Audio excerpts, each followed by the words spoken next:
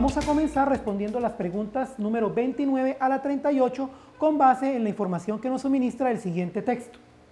El paso del tiempo como elemento configurador del reconocimiento histórico de la literatura precolombina en Colombia.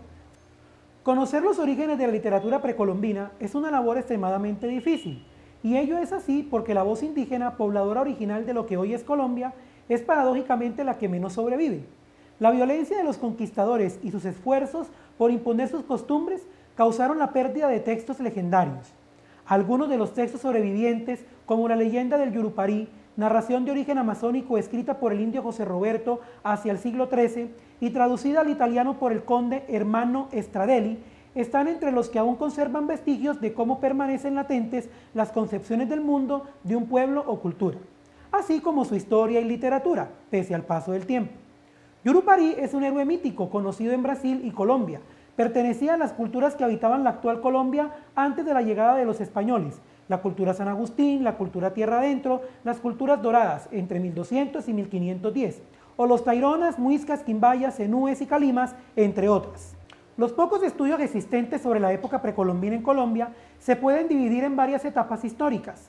La primera de ellas es el periodo de conquista y colonia que ocurre entre 1492 y 1810. Los documentos históricos que tenemos de este periodo los dejaron los llamados cronistas de Indias, cuya función al servicio de la corte de España era la de describir con detalle las culturas, costumbres, tradiciones, idiomas y otros elementos culturales de los pueblos conquistados por los españoles. Luego vino un periodo republicano que transcurrió durante gran parte del siglo XIX.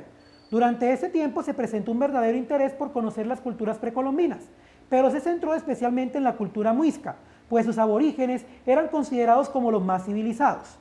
En esta época se destaca la expedición del cartógrafo italiano Agustín Codazzi, que tuvo lugar entre 1793 y 1858. En su labor fue acompañado por su alumno Manuel Ancísar. También Jorge Isaacs aportaría los primeros métodos interpretativos en su propia expedición por el río Magdalena, y Vicente Restrepo publica una obra en Berlín en 1895 en la cual se enfrenta a la idea de los muiscas como cultura civilizada y los llama bárbaros. Esta obra hará que se cree un desinterés por los estudios precolombinos hasta 1924. Con lo anterior, es hasta bien entrado el siglo XX cuando surge el interés de los historiadores colombianos por estudiar las culturas aborígenes del país más allá de su condición civilizada, pues lo hacen para estudiarlos de forma objetiva como culturas diferentes, independientes y valoradas en sí mismas, y no con la lectura del lente occidental o bajo la arrogancia del concepto de civilización, hoy tan cuestionado por la antropología. En los años 60 del siglo pasado, gracias al trabajo del arqueólogo español José Pérez de Barradas, que fundamentó sus investigaciones en las observaciones de Restrepo con Miguel Triana y su obra La civilización chibcha, el Estado legitima la pasión por la investigación precolombina en el país y la vuelve un objetivo de reconstrucción y consolidación del patrimonio histórico nacional. Nacerán a lo largo de estos últimos 40 años instituciones, museos y científicos nacionales y extranjeros que le darán toda la importancia que se merece a la materia.